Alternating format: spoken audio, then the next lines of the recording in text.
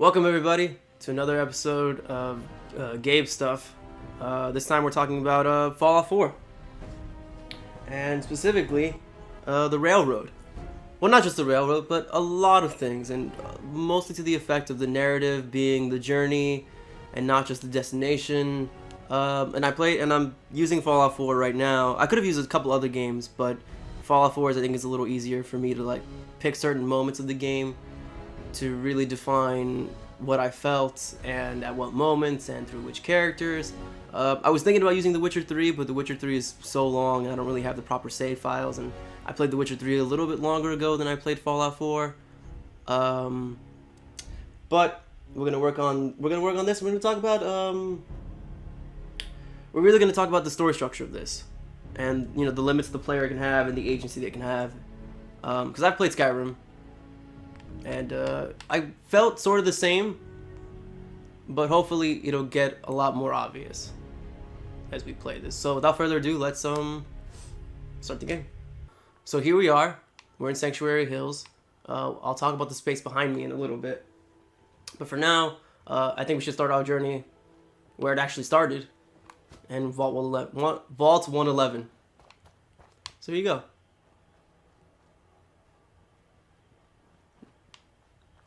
Yeah. Prepare for the future. What a great tagline. So it goes without saying that the faction I picked for this playthrough is the Railroad. Well, it was my first playthrough. And I sympathize with them for a certain amount of reasons. So starting the game like this was really cool. It was nice to see the stakes before a game started, officially. And how that kind of translated to, the pre-war culture or the pre-nuke culture, as well as what we end up getting when we go into the vault. Because in Fallout 3, you start in the vault. You're just a baby. And here, you go into a vault and come out. But there's no there's no time jump like there is. Scoot, scoot, scoot, scoot. No scoot. There's no time jump like there is in Fallout 3. There's time as in you go from baby to adult. But aside from that, it's not as direct. Oh, look, I have this here. How do I leave that? Don't think I can. I still don't have the master lock. Forget me then. But yeah, coming through this was, there are a bunch of games that start like this. You wake up in a strange place or in a strange land. You have to kind of sort out the details and get back what's yours. And in this case, you start with the whole family, the nuclear family, as it's known, which is usually traditionally a mother, a father, and 2 kids usually. But in this one, you only have the 1 kid. Spoilers, by the way. This is gonna be. I was literally about to show you something spoilerish, but it's in the first 10 minutes. But this is gonna be heavy with spoilers. So, assuming this opens, it's very, not cheap, but it's very obvious to make a player care about a certain other character by saying they're your mother / your father / your child / your husband / your wife, or relative in some capacity. And while I didn't, and while this was a gun-wrenching for my character at the time to have your wife die right in the beginning, it sets the tone in a way that this area is very hostile. It's very unpredictable. You lose the thing. There was a loss in the transition to the new world where nukes everywhere. And this guy I lost. I don't know who he was, but he's dead too now. But I kind of put that behind me relatively quickly, to be honest with you. When the plot started, I understood what the writer was trying to do with your wife and your child being missing, or presumably your husband and your child either dead or missing. And this main quest is very easy to lose track of, unfortunately. And it's very easy to just kind of ignore it in the game. Like Skyrim's quest had the sense of, how do I put this? You could get to it eventually, and it was a little ham-fisted and a little bit forced, but it worked for the most part. Stim pack. I think some of this stuff must have respawned in. I have beaten the game, so I know the payoff. I actually like what they did with the sun, and we'll get to that. But I'm mostly just exploring and talking right now. I like the look of the vaults. It's very homey. It's, well, not quite homey, but I like jury rig technology like Dead Space. So I like the way this looks with a little bit of rust, and like you have exposed pipes. I like the way it looks. It's aesthetically very charming for me, and it sets the tone of kind of haphazard technology, kind of having to brute force its way into the future. And this is where you get your Pip-Boy. And your Pip-Boy's great. You know, it's a little bit hard to kind of manage at first, but it works. It works out for the most part. It took me a while to figure out how to change the color of everything, and I played around with that to no end. But yes, as you can see here, rules for your safety. The Fallout shelter is, they're all just evil.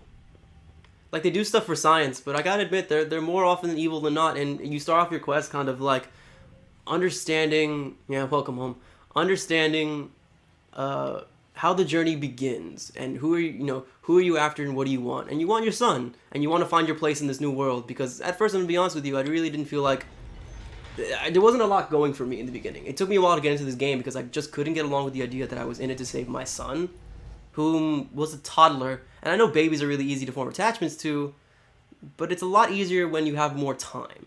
Dragon Age 2, as a video game, makes the mistake of trying to make you care about your sibling, but your sibling dies in the first 20 minutes. Spoilers, but it happens in the first 20 minutes, like I said.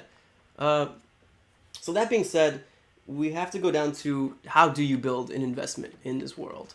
You know, how do you take pride in what's going on? How do you make this journey yours? Because Bethesda as a developer has always been about, or has usually been about recently, games that you can kind of make your own story in, where things happen and you can kind of take ownership over that. Not everything can happen, but you have a lot of freedom.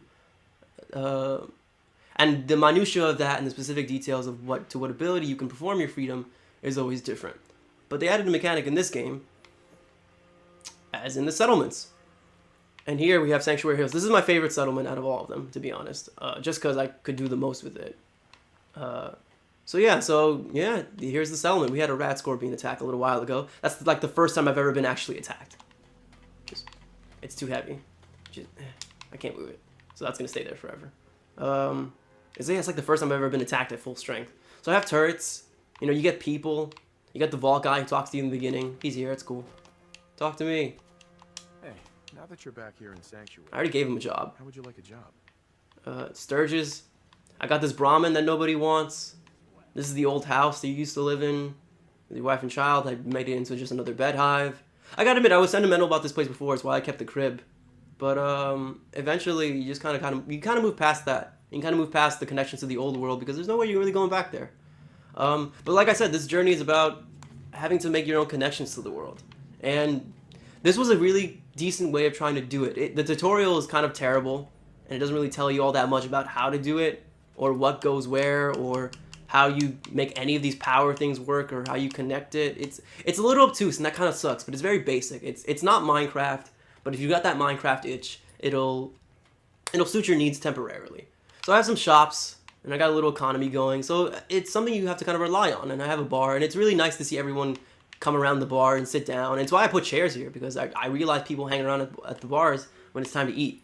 So it was something I found really cool, and something I took a lot of pride in making, and cooking and all this stuff. And I really like the generators and the power aspect to everything.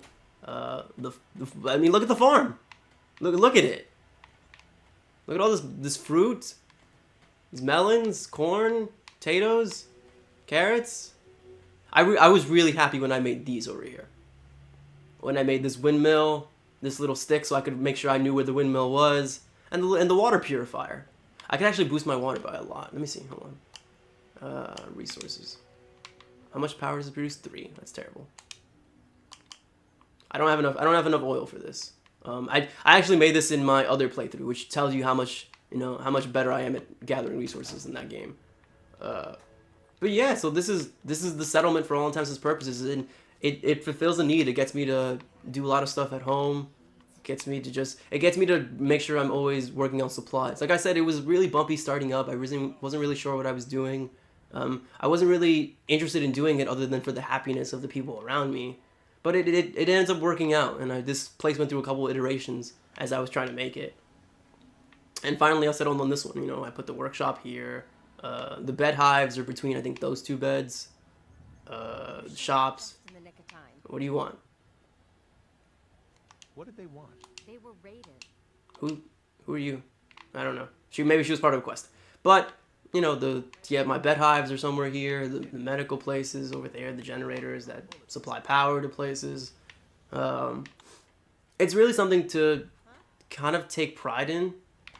And to start it. And I even found, I didn't make this, I found a little doghouse around the block, and I just kind of put it there. And Dogmeat sits in there, our dog companion, he sits in there, and I find that super adorable.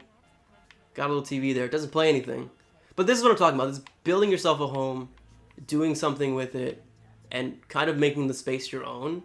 And that's how you get invested, and it's why, despite the wife and child angle not working for me, it was important for me to kind of make my own way in this universe. And how the journey started. And another part I appreciate is what we're going to get to next in the story that I always love in video games. And after a short cut, I'll show you what I'm talking about. Welcome to Diamond City. The probably biggest city. I haven't seen much of the DLC. But, you know, the most marketplace-like area in the game. And there was a lot to see here, and it was a refreshing change of pace. It's not quite going to a major city in Skyrim, or how should I put this? It's not quite too different, because you have settlers and villages, but coming here is a refreshing breath of civilization. You know, you get to see a newspaper stand, a little marketplace, soup, chems, hagglers, the mayor, all the way up there, the dugout stands. And it gives you a chance to really decide what you want in this world. And to follow different leads from here. Whether you follow one of the factions, well, the only choice you have is really to follow one of the factions. That's not Nat. But one of my favorite moments in video games is when people ask you how you feel. And without further ado, let's talk to, well, we won't talk to the person, but we'll talk to a relative of the person who asked me how I feel. So the newspaper. So part of the journey is making sure you know what you're doing and making sure the player feels like what they want is understood, how they feel is well met, and through that all, making sure they feel like they're taking a part of this universe. And a newspaper, an interview, is a great way to answer that question. And here's Nat. Hello, Nat. Talk to me. Nat. Watch your back. This could be right behind you. Ah. All right. Here, play with your. Well, I'm gonna take your dirty water. Take it, you baby. Take it. All right. I got silly there for a second, but my point is, the companion known as Piper, which is this character's older sister, gave me a chance to ask how I felt about the world in a newspaper. It was completely I'm pretty sure it was completely optional. You know, how I felt about the world before and the world after, and how I felt about going forward to save my son, who at this point, by the way, I assumed was dead. It felt way too campy, way too cheesy to assume that my son, who was a toddler, was still alive somehow and still kicking in the world. And it's why when I got to a different part of the quest, the part with Nick Valentine, another great character, it's why when I saw he was a 10-year-old boy, or seemed to be a 10-year-old boy, why I was just like, well, that makes sense. There's going to be some separation issues. There's no way this is going to work once. There's no way I'm going to get my son back. Not in the way I desire. Not without some catch-22, in a sense. And the answer I gave Piper, how I manage this world, is one day at a time. It's how I manage the settlements, how I manage the companions, how I manage my inventory, my weapons. It's like, oh, if I don't do this now, I'll do this later. It's all about RPG mechanics and setting a goal in front of you. And it's why this game is so addicting, because like, well, tomorrow I'll go to, you know, to the USS Riptide because I passed it and I didn't kill anybody there. Tomorrow, then I'll go to the police precinct. Then maybe I'll figure out this quest, or you know, go treasure hunting or something. or I'll finally go to the castle. It's all about having objectives in front of you and making them work and making them stick. And sometimes all of that goes back to Sanctuary, so I can have resources and happiness, and sometimes that goes to another place I really don't care about, or I choose just not to care about in general. And there's just, it's a big world. It's not huge, but it's big, and there's a lot to do in it, and there's factions to experience, and there's people to meet, and it helps you feel like you're part of this world. Fallout 4 isn't perfect, but the fact that I spent